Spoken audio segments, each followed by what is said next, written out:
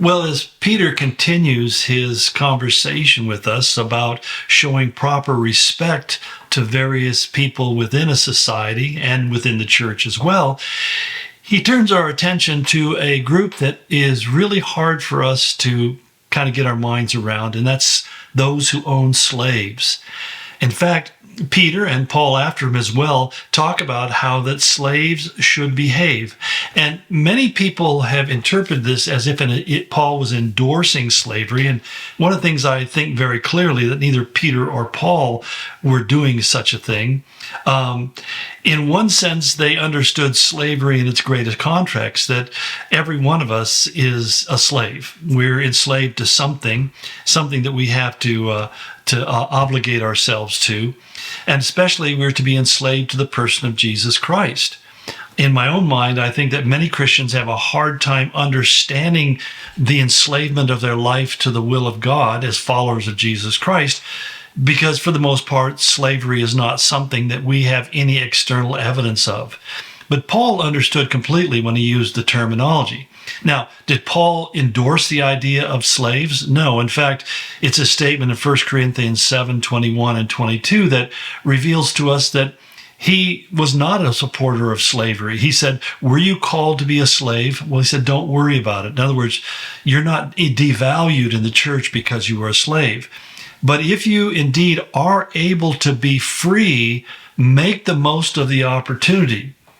For the one who has a slave when called to faith in the Lord is the Lord's freed person, and similarly, the one who was free when called is Christ's slave. In fact, we have in Paul's letter to Philemon where he's actually asking Philemon to release this Onesiphorus who had run away from Philemon as his master. And it's interesting, Philemon has a house church. Onesimus is a slave in his home. Onesimus runs away, ends up in Rome. Paul ends up encountering him, leads him to Christ, and then sends him back to Philemon because by Roman law, he was Philemon's property. But he writes this letter saying to Philemon, I basically treat him no longer as a slave, but as a brother. In other words, it's almost a subtle way of saying, why don't you set him free and begin to put him in a position of recognition and honor and brotherhood. I mean, it's really quite a moving thing. And it was those statements by Paul, both in Philemon and here in 1 Corinthians 7, that really induced the abolitionists in the 19th century to begin to push very strong for the end of slavery, first in England and then eventually in the United States. So it's really kind of a misreading of history and also a lack of appreciation for the real dynamics that Peter and Paul and others faced. I mean, they were in no position to call for a slave rebellion or uprising. And their whole point wasn't that they were okay with slavery. They didn't support the institution, but what they were seeking to do is reform the society by bringing people to Christ. And we find it's the movement of the gospel through society that eventually brought an end to the concept of slavery, at least in most parts of the world today. Yet again, Paul makes the statement, if you are a slave, he said, Peter again, submit yourselves to your masters with all respect, not only to those who are good and considerate, but also to those who are harsh. Now, even though slavery isn't an active part of our world today, and I would like to say it doesn't exist, but it does exist. It exists in this country. It's a secret thing, an illegal thing, but exists here, and it's legal in other countries. Many times people talk about the Arab world. The Quran doesn't condemn slavery whatever. It basically allows for it, and basically the major slave traders of the 17th, 18th, and 19th century were the Arabs, the Muslim Arabs. They weren't the Christians. So, I mean, this is all basically historical documentation. I don't have to go into depth of it. But anyway, he says that what do you do if your master is a person who is harsh? He said, what you do is don't hate them, but treat them with respect. And that's a really, really hard thing to do. But the whole point was, he said, by winning him over with love, by winning him over with graciousness. It's kind of like when we look at someone like Joseph, who was sold into slavery. And he was a piece of property to Potiphar. But over time, Joseph was so faithful and so hardworking and so honest and fair that as a consequence, he was trusted with great authority and power. And I would say the same thing happened in most slave situations, that slaves oftentimes would take every opportunity to advance themselves materially. They would steal food, they would steal property, and that was one of the banes of the whole slave idea, that slaves were considered to be people who were thieves and liars and couldn't be trusted. And it had nothing, by the way, to do with the color of their skin. It had everything to do with the fact that they were a conquered people and now were forced to serve those who had conquered them. And so you had these people who oftentimes ended up being advisors to the emperor. Many of the educators who came from educated places like Greece would be the tutors of the rich people of the Roman Empire, and even tutors of the emperors themselves. So we have even some people like Nero and others who, some of their key advisors, the guys who actually run the show for him, were people who had been slaves and eventually were given their freedom because of their good service. And it was when they went off the scene that we find that people like Caligula or Nero went off the rails. But to say all that sort of stuff, he's calling us to recognize that we are slaves already because we're enslaved to the person of Jesus Christ, and we need to content ourselves with the situation we find ourselves in. Again, he said, if you can get yourself out of that situation, then do it. But if not, he said, then you need to be faithful at what you're called to and trust in God to give you the grace to endure the hardships and to overcome it. This way of thinking, even me discussing this, probably causes some of you to have brainstorms. There's collisions going inside of your head because you're looking at slavery as being so evil and so wrong and so wicked. And I am not in the least defending that.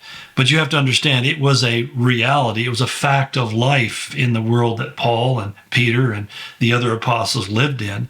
In fact, you have to understand that they themselves had forefathers who were slaves. We know that to be true of the Apostle Paul, and it's very likely, because Peter was in Galilee, that he too was descended from slaves as well, people who had been captured by other countries and basically forced into servitude. And so maybe they had gained their freedom over time, but that's really what the condition that they were in. And so it wasn't like they're, talking out of school and had no concept of what it meant to be a slave. There was not only a current cultural context, but there was a historical context for them as individuals, their families. They had known what slavery was. And it's interesting that the Jews had a very strict rule against slavery as far as applied to other Jews. But even we find within the Old Testament, slavery was something that was not necessarily sanctioned, but it was allowed. And it's interesting because the only thing that could change that is there were opportunities for people who had been captured and enslaved to basically free themselves of their enslavement. And that's the whole study in the Old Testament that takes some time. But the reality is that sometimes slaves found their lives to be so good in the place of enslavement that they remained in it. Oftentimes families, because of poverty and wealth, they had nothing to eat, parents would sell their kids to rich people to be their slaves so that they would have food to eat. So you have to understand that there was a whole different cultural context than the one that we live in today. And so to sit back where we are and start drawing conclusions about these things, not understanding the original context of what was being said, is really kind of to twist the facts quite a bit. But basically, we find that Peter has some very simple things. He said, you need to submit yourselves to those who are over you. And in some ways, I think we can directly apply it to those of us who have jobs, because we receive income, which is really the purchase of our time, that we really set ourselves up to be the servants or the slaves of somebody doing something for a certain period of time. And I think these things are applicable to us, that we need to be submissive. We are there to do what they want us to do, as long as it's within moral and legal parameters. We're not only to do that for people who are good and considerate, but even people who are not good bosses. We should strive to be the best employee we can be. I had jobs many jobs before I could afford to go into ministry. And I'll tell you that I worked for all sorts of different kinds of people. And regardless of who they were or what they were like, I worked as hard as I could, as faithfully as I could. And I found invariably, even people who are not very kind recognized hard work and diligence and faithfulness. And it always led to a furtherance of my position and better treatment down the road.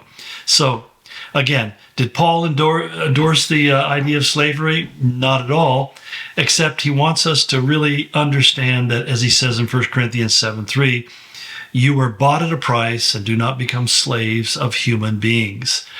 That really our enslavement is first to the person of Jesus, and then to serve him as a slave of Christ in whatever place he puts us.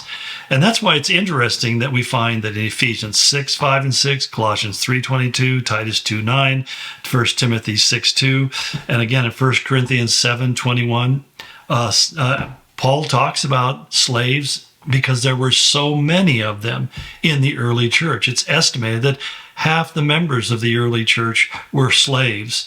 And some of them were slaves, but also were pastors of the church where they served.